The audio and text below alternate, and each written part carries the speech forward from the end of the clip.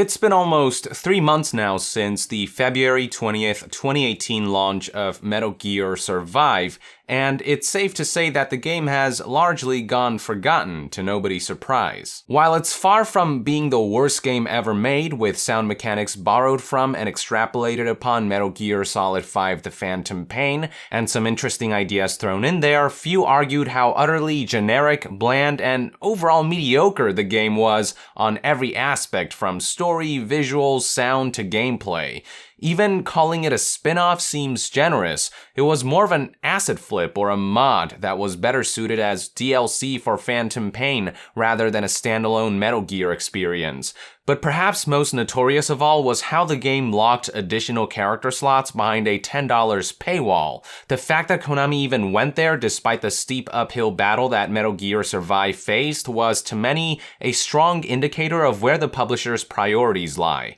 With its middling reception combined with all the surrounding controversy before and after release, it was hard to imagine a scenario in which the contentious game would be a commercial success. And based on information from Konami's latest earnings report, or lack thereof, it would seem as though Metal Gear Survive hasn't in fact sold well at all. This headline from an article by website GameSpot tells you everything you need to know. Metal Gear Survive sales not addressed in Konami's new earnings report. So, in case you aren't familiar with earnings reports, this is when companies get to flaunt all their commercial and financial achievements of their IPs and franchises to their investors, the lifeblood of major corporations, in order to reassure them that their money is in good hands and that their stocks will grow in value so that they remain committed to the company. Which means that during earnings reports, companies will gloat about every accomplishment with pride and put them up on a pedestal, and every failure they'll only fleetingly mention or perhaps not even mention at all.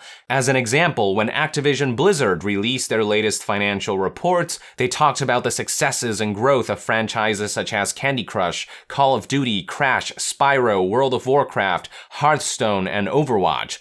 But one major franchise that was missing from their list of accomplishments was Destiny 2, which, as you may know by now, isn't doing so hot. After a string of shitstorms of Bungie's own making, players began to leave in droves, concurrent player count reached the lowest the series has ever seen, content creators began moving away from the game, Twitch viewership is at an all-time low, and the game is just not in a good place right now. Similarly, when you hear about how Konami did not address Metal Gear Survive sales in their latest earnings report, and that the only mention of the game was that it was released, you can bet your ass that the game performed poorly enough that the company's ashamed to talk about it. It's safe to say that the game sales didn't even meet the most conservative of expectations, as Konami would have found a way to spin that story into a positive light by at the very least pointing out that Metal Gear Survive maybe met sales expectations. With Pro Evolution Soccer 2018, for example, the company noted in vague terms how the game continued to enjoy stable performance,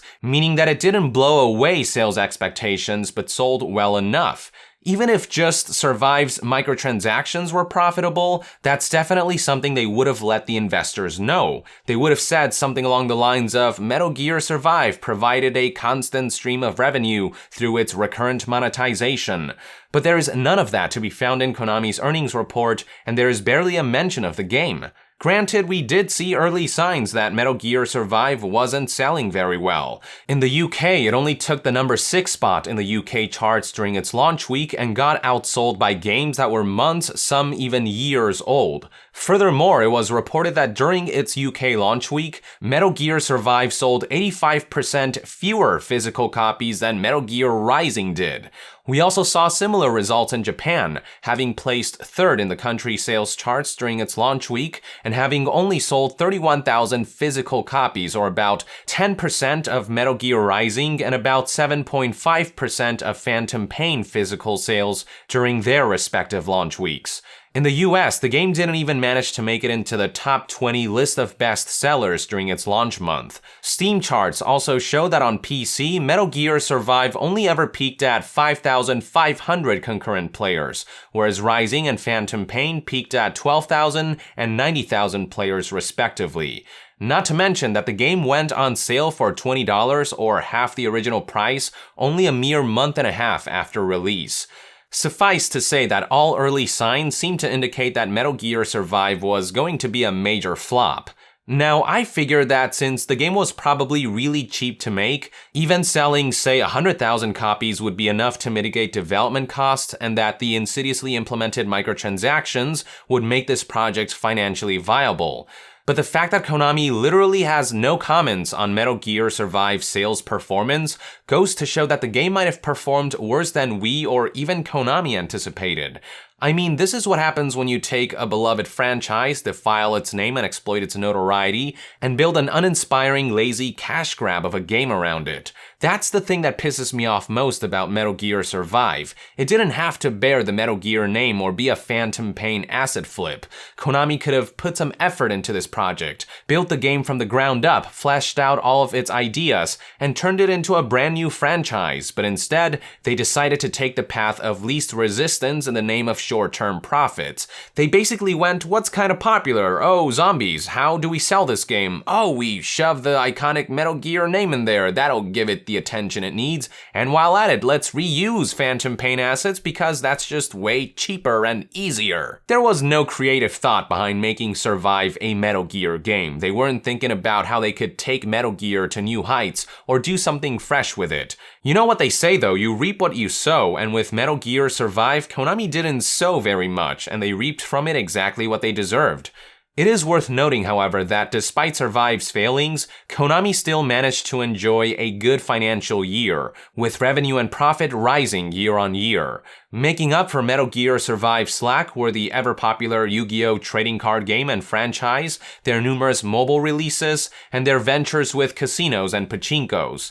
I would also have to assume that with how little money and resources Survive took to make, its failure didn't really incur significant losses for the company. That's sort of been Konami's strategy since they moved away from major video game releases. Find ventures that require as little investment as possible, but can potentially yield the most amount of profit, with their recent focus on mobile games and pachinkos being right up that alley. Financially, this tactic has certainly worked out for them, of that there is no doubt. But their shady ventures have come at the cost of their reputation, and bad reputation tends to eventually catch up and come back to bite you in the ass in the long run. There is very little love left for Konami in this day and age, and at this rate, they will no doubt go down in history as one of the most hated game companies of all time. So you're making money, Konami, good for you, but maybe one of these days you should stop and ask yourself, what sort of mark do we want to leave in this world, if you even care about that stuff? With that, I would like to end this news update. Thank you for tuning in.